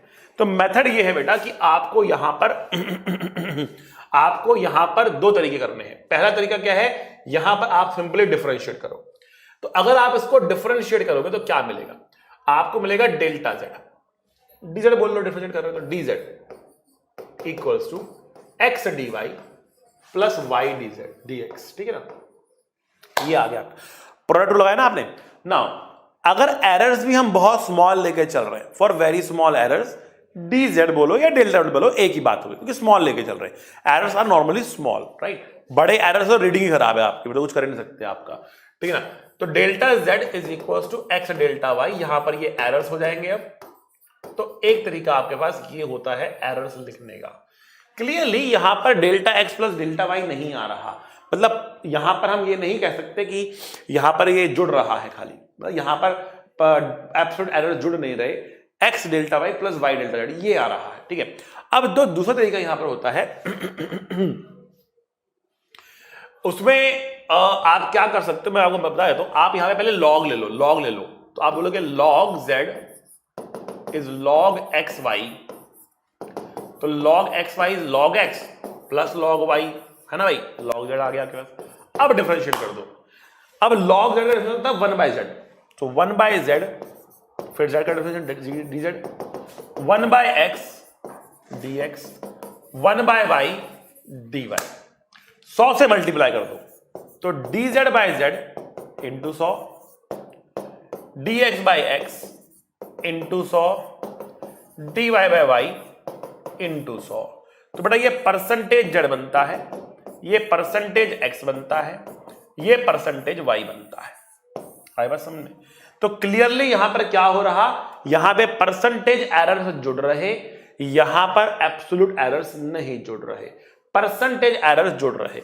ये निकालने के बाद परसेंटेज एरर निकालने का एक और तरीका है, ठीक है। अगर आपको परसेंटेज एरर निकालना है तो आप परसेंटेज जेड को बोल सकते हो delta z by z into 100 बोल सकते हो ना। So what is delta z, delta is x delta y plus y delta z, and what is z, z is x into y, z is x into y, तो पता ही है, into 100, ठीक है। तो बेटा यहां पर बनेगा delta y by y plus delta z by z, delta x by x, z कहां से आ गया ये, delta x by x into 100, ठीक है भाई। तो ये बनेगा percentage y plus percentage x, ये हो गया आपका परसेंटेज जेड। तो आप ऐसे भी कर सकते हो, ये मेथड यूज ना करो, बट कहीं कहीं पर ये मेथड भी आपके काम आता है। तो ये और ये दो तरीके आपके पास आ गए, इन तरीकों से अपना आंसर आप निकाल सकते हो। अब अगर बात करें बेटा डिवीजन की, अगर z बराबर x बाय वाई होता है तो अगेन आप लॉग लेके करोगे, माइनस आएगा बीच में, उसको प्लस कर देना है, नेगेटिव नहीं करना है। सारा घुमा फिरा कर आपको मिलेगा कि percentage z is nothing but percentage x plus percentage y, वही खेल जो मल्टीप्लिकेशन में था। कहने का मतलब यह है कि एडिशन और सब्ट्रैक्शन के अंदर एब्सोल्यूट एरर्स को जोड़ा जाता है, लेकिन जब हम बात करते हैं मल्टीप्लिकेशन एंड डिवीजन की, जब हम बात करते हैं मल्टीप्लिकेशन एंड डिवीजन की, तब आप परसेंटेज एरर्स को जोड़ते हो। तो what is the absolute error in this case, absolute error कितना आएगा। तो बेटा अगर आप इसको डायरेक्टली डिफरेंशिएट कर दो dz, तो बेटा इसकी वैल्यू क्या आने वाली है, तो इसकी वैल्यू आएगी बेटा y dx minus x dy divide by y square. Question rule लगाया है मैंने, यहां पर प्रोडक्ट रूल लगाया था, यहां पर क्वेश्चन रूल लगाया मैंने। नीचे वाई स्क्वायर आ जाता है, ठीक है। बट अब ऊपर जो है माइनस नहीं लेना है। जब आप इसको एरर के टर्म में लिखोगे तो एरर घटाएंगे नहीं, एरर बढ़ेंगे, इसलिए plus x d y delta y लिखना पड़ेगा आपको। बस ये आपको ध्यान देना है कि यहां पर प्लस आना है, ये आपको ध्यान देना है, ठीक। तो बेटा ये आपका फॉर्मूला आ गया, परसेंटेज एरर जुड़ रहे लेकिन डेल्टा एड का फॉर्मूला आपके पास अलग आ रहा। तो ये डेल्टा एड के फॉर्मूले आपको ध्यान रखने हैं, परसेंटेज एरर आपके जुड़ जाएंगे। और एक दो केस यहां पर हैं, उन केसेस को भी आप देख लो। डायरेक्ट फॉर्मूले हैं, आप याद कर सकते हो कि अगर आपके पास है z is equal to x की पावर a, y की पावर कुछ माइनस भी आप ले सकते हो, ठीक है ना, दिखाने के लिए दिखा रहा हूं मैं आपको। तो अब जो पावर है ना बेटा वो आगे आती है, आप चाहो तो कर लो उसको, लॉग ले लो, मैं दिखा दूंगा कैसे हमने किया। Log z is equal to log x की पावर a लॉग y की पावर माइनस b। तो अब क्या होगा, a log x minus b log y, minus b log y log z आ रहा है। डिफरेंशिएट करते हैं बेटा, dz by z a dx bye x minus b dy by y। 100 से मल्टीप्लाई करते हैं बेटा, तो percentage z percentage x plus, जब मैं इसको एरर में कट करूंगा तो मैं माइनस नहीं करना है, प्लस करना है, ये आपको ध्यान रखना है बस। तो भले ही पावर माइनस में क्यों ना हो, परसेंटेज एरर जब लिख रहे हैं तो यहां पर आपको ऐड ही करना पड़ेगा, ये चीज आपको भूलनी नहीं है, ये चीज आपको ध्यान रखनी है। माइनस नहीं कर देना, बस ये ध्यान रखना है। उसके बाद तो खेला बड़ा आसान है, बड़ा ही आसान खेला है, कोई दिक्कत वाली बात है ही नहीं, ठीक। आगे देख लेते हैं बेटा, आगे देख लेते हैं। तो हम कह रहे हैं एक और रिजल्ट आता है हमारे पास, अगर आपको मिल रहा कुछ इस फॉर्म में कि 1/z is 1/x plus 1/y, इस फॉर्म में आपको मिल रहा। तो if you differentiate here you will get dz by z square dx bye x square dy by y square, ये आएगा आपके पास dz by z square dx bye x square dy by y square. Minus भी रहेंगे, यहां भी minus, तीनों minus हट जाएंगे, ठीक है। अब 1/x मतलब x की पावर -1 का डिफरेंशिएट कर रहे हैं ना, तो -1 आगे आएगा, पावर में -2 जाएगा, -1 आगे आएगा। अगर किसी को डिफरेंशिएशन नहीं आती है तो बेटा फिर उसका क्वेश्चन नहीं हो सकता ये सॉल्व, ठीक है ना। तो डिफरेंशिएशन वाला लेक्चर देखो आप पहले तो डिफरेंशिएशन इंटीग्रेशन तो बहुत बेसिक सी चीजें हैं, अब तो वो तो आनी ही चाहिए, सब चीजें हम पढ़ा चुके हैं आपको अच्छे से। अब जाकर आपका जिम्मेवारी है, जो चीज आपको नहीं आती, जो चीज छूटी हुई है उसको जाके वो रिवाइज कर लो। ये कैसे आ रहा है ये मत पूछना, मतलब ये तो हमने पहले ही करा दिया है, इसको अच्छे से करना है, ठीक है ना। एक लेक्चर में डिफरेंशिएशन से लेकर लास्ट तक नहीं कर सकता ना, तो अलग अलग लेक्चर बने, सारे लेक्चर देखोगे तभी चीजें समझ में आएंगी, तभी आपकी पूरी लर्निंग बनेगी, ठीक है। मेहनत करनी है। खैर, तो ये फॉर्मूला हमारे पास आ गया, इस फॉर्मूले को आपको बड़ा याद कर लेना है। यहां पर ये फॉर्मूला आ गया, यहां पर ये फॉर्मूला आ गया, ठीक, क्लियर। अब बेटा ये इसके ऊपर क्वेश्चन बहुत पॉपुलर है, बहुत पॉपुलर है, इसके ऊपर क्वेश्चन पूछे जाते हैं। जैसे आपको क्वेश्चन बोल दिया उसने कि भैया एक वॉल्यूम निकाल रहे हो आप एक सिलेंडर की, ठीक है ना, तो क्या फॉर्मूला है वॉल्यूम का, पाई आर स्क्वायर इंटू एल, ये फॉर्मूला हो गया ना वॉल्यूम ऑफ अ सिलेंडर की। अब वो आपको कहेगा भैया परसेंटेज आर दे देगा, कहेगा परसेंटेज आर दे रखा है आपको 2% का, परसेंटेज एल दे रखा है आपको 1% का, बताओ परसेंटेज वी कितना होगा, बताओ परसेंटेज वी कितना होगा, ये पूछ लेगा आपसे। तो करना क्या है आपको देखो भाई, तो पाई तो कांस्टेंट है ना यहाँ पे, इसमें कोई एरर नहीं है, पाई तो ये कांस्टेंट क्वांटिटी है, उसको भूल जाओ। तो परसेंटेज ये लगाओगे आप, percentage error in v will be 2 times percentage error in r plus percentage error in l, ये लगाओ।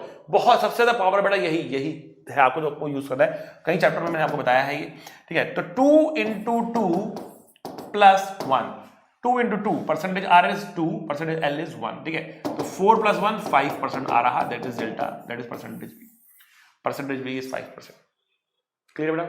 ये आपके सामने आ गया, ये आपके सामने आ गया, ठीक है। अच्छा जी, सारे फॉर्मूले मैंने आपके सामने बेटा खोल के रख दिए हैं। अब वक्त आ गया है हम इसके ऊपर करते हैं एक क्वेश्चन, हम इसके ऊपर बेटा लगाते हैं एक क्वेश्चन, ठीक है। इस क्वेश्चन के अंदर हम सारे के सारे जितनी बातें करी हैं सबको हम रैप अप करके चलेंगे। तो एक क्वेश्चन यहाँ पे बनता है हमारा, फटाफट हम एक क्वेश्चन लेते हैं। तो हम कह रहे हैं कि मान लिया हमारे पास x है 4.0 प्लस माइनस 0.1, y हमारे पास है, लेट अस से इसको एक काम करते हैं, बड़ा कर देते हैं और 8 कर देते हैं इसको, 8 y हमारे पास है 4.0 प्लस माइनस 0.1, ये हमने ले लिया, x ले लिया और y ले लिया।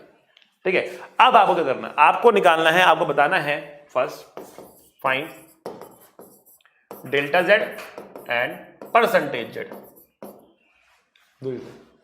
इन इफ पहला case z is equal to x plus y, अगर ये हो तो बताना है। दूसरा case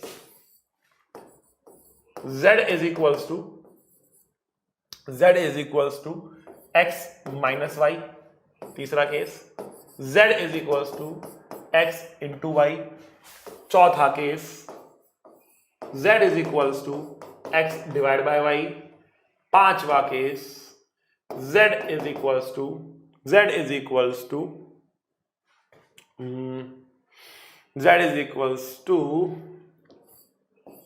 x by root y, ऐसे कुछ कर लेते हैं, एक्स बाय रूट वाई, कुछ पावर आ जाएंगे यहाँ पे। ठीक है, x by root y and last case लेते हैं यहाँ पे, छठा केस लेते हैं यहाँ पे, that 1 by z is 1 by x plus 1 by. ठीक है, सारे केसेस में आपको आपके आंसर निकालने हैं, तो बेटा फटाफट निकाल दो सारे आंसर्स, निकाल दो फटाफट सारे आंसर, बताओ मुझे क्या आंसर आ रहे हैं आपके, फटाफट निकालो सारे आंसर बेटा। ठीक है, चलिए देखते हैं। आओ, जब बेटा ये प्लस में होगा तब क्या होगा तो वैल्यू सिंपल ऐड हो जाएगी, तो स्मॉल z या z की जो वैल्यू लिखेंगे हम कितनी आएगी, z की वैल्यू हमारे पास आने वाली है 8 प्लस 4 दैट इज 12, z आ गया। बट डेल्टा z कितना होगा, तो आपको पता है डेल्टा ऐड हो जाता है, तो 0.1 प्लस 0.1 कितना हुआ, 0.2 हो गया, तो आप बोलेंगे 0.2 हो गया, ये भी ऐड करना, ये भी ऐड करना। ठीक है, ये आ गया हमारे पास। Okay, but what is percentage z, तो percentage z is delta z upon में z into 100, so delta z is 0.2, z is 12 into 100, that means 20/12%, काफी बड़ा परसेंटेज आ गया इसके अंदर कि 20/12% हमारा आंसर आ रहा, 1% समथिंग इसमें चेंज हमें मिल रहा, बहुत बड़ा तो नहीं, स्मॉल ही है, 1% समथिंग के आसपास कुछ हमें परसेंटेज चेंज यहाँ पे, परसेंटेज एरर यहाँ पे मिल रहा है। क्लियर, आगे बढ़ते हैं। जब माइनस कर रहे हैं तब क्या हो रहा, जब माइनस कर रहे हैं तो हमें वैल्यू माइनस करनी है, तो बेटा z की वैल्यू हमें मिल रही 8 - 4 दैट मींस 4.0, हमें डेल्टा z की वैल्यू मिलेगी, तो डेल्टा में माइनस नहीं करना, एरर को ऐड ही करना है, ध्यान रखना है। तो 0.1 प्लस 0.1 विल बी 0.2 ये हमें मिलेगा। ठीक है, अच्छा, तो परसेंटेज z कितना मिलेगा, तो it is delta z upon में z इंटू 100 मिलेगा, तो 5% के आसपास हमें आंसर यहां पर देखने को मिल रहा है। तो इसमें आपका एरर जो है बढ़ रहा है, बिकॉज वैल्यू कम हो रही है लेकिन एरर तो उतना ही आ रहा। ठीक है, अब बात करते हैं मल्टीप्लीकेशन। जब ये मल्टीप्लाई हो रहा है तब क्या हो रहा है, जब ये मल्टीप्लाई हो रहा है तब क्या हो रहा है, काम का थोड़ा इसको ऊपर लिख लेते हैं।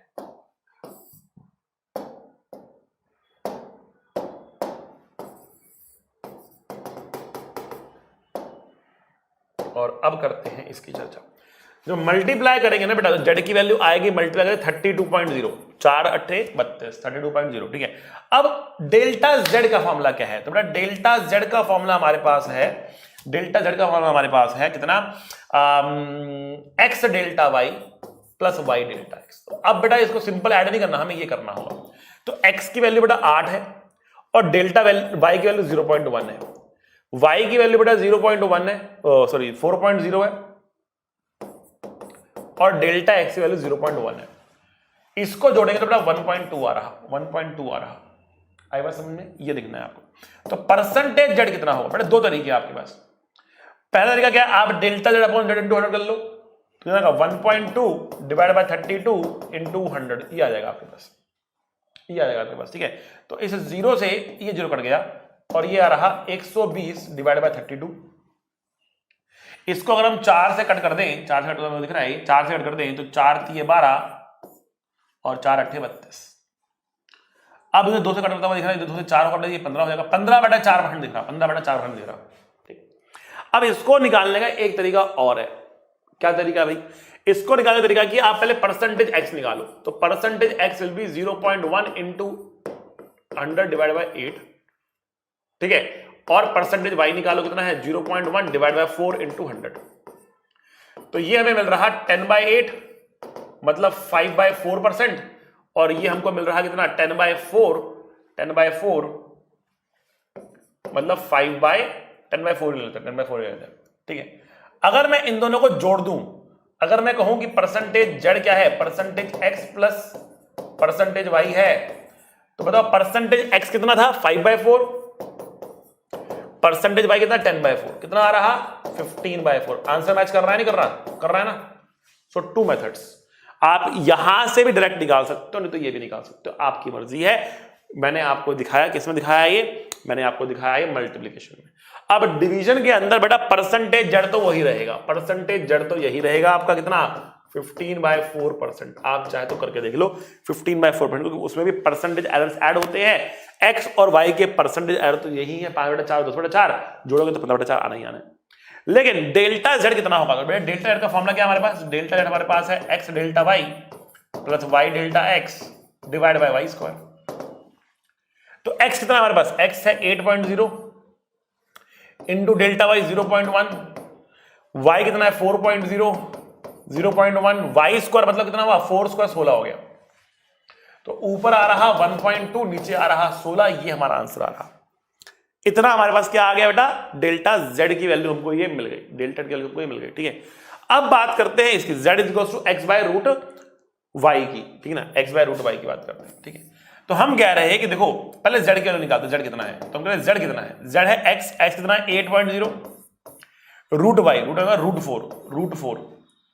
कितना आ रहा 8/2 मतलब 4 आ रहा, 4 आ गया। तो z की वैल्यू तो 4 आ गई, ठीक है ना, z की वैल्यू कितनी आ गई 4 आ गई। अब बात करते हैं z तो आ गया हमारे पास, z तो आ गया हमारे पास, परसेंटेज z कितना है और डेल्टा कितना है। तो परसेंटेज z कैसे लिखा जाएगा, तो percentage z will B x की पावर 1 है ना, तो परसेंटेज x डाल देंगे, y की पावर 1/2 है, ऊपर जाके -1/2 बनेगी, बट उससे माइनस से पड़ता नहीं है, तो प्लस 1/2 इंटू परसेंटेज y, क्योंकि पावर 1/2 है तो हम 1/2 आगे लगा देंगे। तो बहुत ही इंपॉर्टेंट केस है ये, आप ध्यान रखना, ठीक है। अच्छा जी, तो देखो परसेंटेज x कितना है, परसेंटेज x हमने निकाल रखा है, ये है 5/4% प्लस 1/2, परसेंटेज y कितना है 10/4, ठीक है। इस 2 से बड़ा ये कट के ये 5 बनेगा, 5/4 प्लस 5/4 10/4 बनेगा, मतलब 5/2% मतलब 2.5%। सो परसेंटेज जेड आ गया 2.5%, परसेंटेज जेड आ गया 2.5%। अच्छा सर डेल्टा कैसे निकलेगा, तो हमें पता है कि भैया परसेंटेज जेड कुछ और नहीं बल्कि डेल्टा जेड अपॉन में जेड इंटू 100 होता है ना। Percentage Z is 2.5, delta Z निकालना है और z की वैल्यू है 4 इंटू हमें करना है 100, ठीक है। इसका मतलब डेल्टा z कितना आ रहा, ये आ रहा 2.5 इंटू 4/100, ये आ रहा। सॉल्व करेंगे you will get your answer. Clear बेटा, समझ में आया आपको। चलो बढ़ते हैं आगे। लास्ट आपके सामने केस आ रहा, ये है बेटा 1/z equals to 1/x plus 1/y। अब इस केस में मैंने आपको बताया था कि ये होता है डेल्टा z बाय z का square, delta x by x का square, delta y by y का स्क्वायर। ये करना है हमको, ठीक है बच्चों। तो फटाफट इसमें सारी वैल्यू को पुट करेंगे और सॉल्व करेंगे, देखिए कितना आंसर आता है आपका। ओके फटाफट देखिए कितना आंसर आता है इसका। चलो so delta z by z, तो पहले z की वैल्यू निकालनी पड़ेगी हमको, z की निकालते हैं यहां से हम। तो 1/z equals to 1/8 plus 1/4, LCM बेटा 8 आ गया हमारे पास, तो हम कह रहे हैं 1/1 प्लस 2 मतलब 3/8। तो z की वैल्यू कितनी आएगी बेटा, z की वैल्यू कितनी आएगी बेटा आपके पास 8/3 आ जाएगी, ठीक है। So delta z will be equals to 8/3 का स्क्वायर इंटू डेल्टा x। अब डेल्टा x बेटा 0.1 था याद करो, और x की वैल्यू कितनी थी 8 थी, स्क्वायर करेंगे यहां पे, प्लस डेल्टा y बेटा 0.1 था और ये 4 का स्क्वायर था, ठीक है बच्चों। तो 64 आ रहा यहां पे 9 आ रहा, 0.1 बेटा कॉमन आ रहा, 1/64 प्लस 1/16 आ रहा।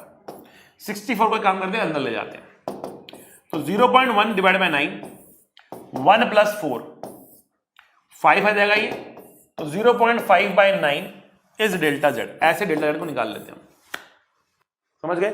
एक बार हमको डेल्टा z मिल गया तो हमको परसेंटेज एरर भी मिल जाएगा। परसेंटेज एरर कितना होगा बेटा? Percentage error will be delta z upon में z into 100। Delta z is 0.5 divide by 9 and z की वैल्यू कितनी आया हमारे पास? 8/3 है, 8/3, तो इट इज 8/3 इंटू 100। ठीक है, तो बड़ा कितना आएगा? ऊपर 50 आ रहा, नीचे 3 8 24 आ रहा। इतना परसेंटेज एरर है, लगभग 2% के आसपास का एरर आ रहा, लगभग 2% के आसपास आपको एरर। ठीक है बच्चों, तो जितने भी केसेस पॉसिबल थे हमारे एडिशन के, सब्ट्रैक्शन के, मल्टीप्लिकेशन के, डिवीजन के और पावर के और इस फॉर्म के सारे केसेस हमने डिस्कस कर लिए। उसके ऊपर क्वेश्चन भी हमने देखा, सारा कुछ कर लिया, एवरेज वाला भी देख लिया, रैंडम एरर भी देख लिए, टाइप्स ऑफ एरर भी देख लिए, बहुत सारी चीजें हमने इस क्लास में पढ़ ली हैं बेटा। तो बेटा आज के लिए इतना ही काफी है। पढ़ते रहिए, मुस्कुराते रहिए, be a good human being. मिलेंगे अगली क्लास में। See you, tata, bye bye. पढ़ाई करते रहें। All the very best.